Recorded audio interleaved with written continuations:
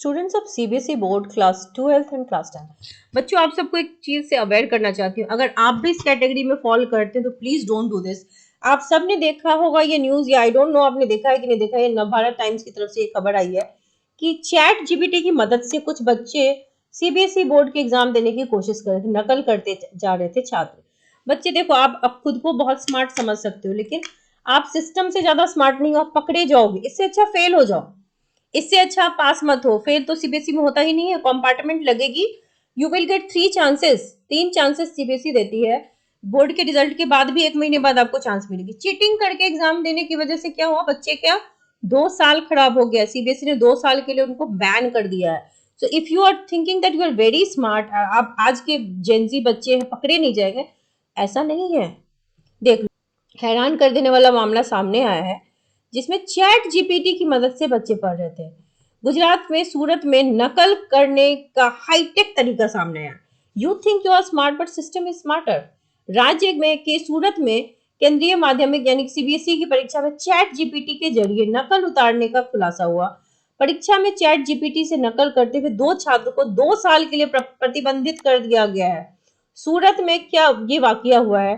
देखो, हो सकता है किसी और सेंटर पे भी बच्चे ट्राई करें। डोंट डू दिस, ये आपके करियर को बर्बाद कर देगा। 2 साल तक आप एग्जाम ही नहीं दे पाओगे। तो फिजिक्स की क्लास में माना paper was difficult, let the system decide what is going to happen ना। पेपर अगर डिफिकल्ट आउट ऑफ सिलेबस है तो it is difficult for everyone, not only for you. So ऐसे गलत स्टेप्स नहीं लेने चाहिए। जानकारी के अनुसार 2 छात्र का चैट जीपीटी का इस्तेमाल करके नकल करते हुए पकड़ा गया। ये दोनों छात्र फिजिक्स की परीक्षा में चैट जीपीटी नाम के एक एआई एप्लीकेशन से जवाब लिख रहे थे। आप अगर क्लास में मोबाइल खोल के आंसर उससे नोट डाउन कर लोगे, या ये सोचोगे वॉशरूम के नाम पे चले जाएं, वहां से आंसर देख के आ जाए, तो जो टीचर आपको भेज रहे हैं they are also not stupid, they are not dumb, वो भी पकड़ लेंगे। और इससे आपको नुकसान ही होगा, फायदा नहीं होगा। एक छात्र लस्कना में स्वामी नारायण मिशन में पकड़ा गया, जबकि मतलब अलग अलग स्कूल में ये 2 बच्चे पकड़े गए हैं।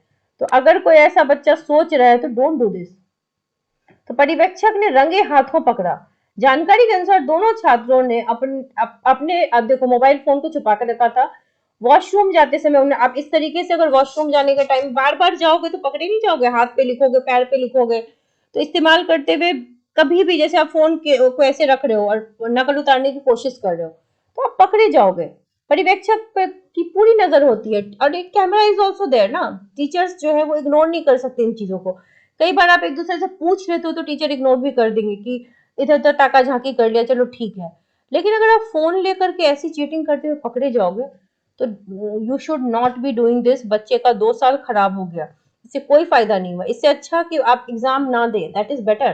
कि यू हैव अ टाइम, आपके पास टाइम है, चांस है, आप अगला एग्जाम दे सकते हैं। तो मैं उन सारे बच्चों से अपील करना चाहूंगी जो बच्चे ऐसा सोचते हैं, बिल्कुल ना करें। एग्जाम फेयर तरीके से दें, ठीक है।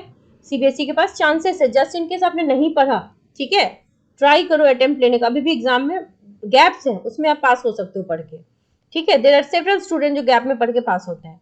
फिर भी नहीं हुए तो 3 3 बार कंपार्टमेंट के चांसेस देती है सीबीएसई। तो that is the way, system के हिसाब से चलिए। ये मोबाइल फोन और चैट जीपीटी का इस्तेमाल बिल्कुल मत कीजिए। I hope it is very clear to all of you.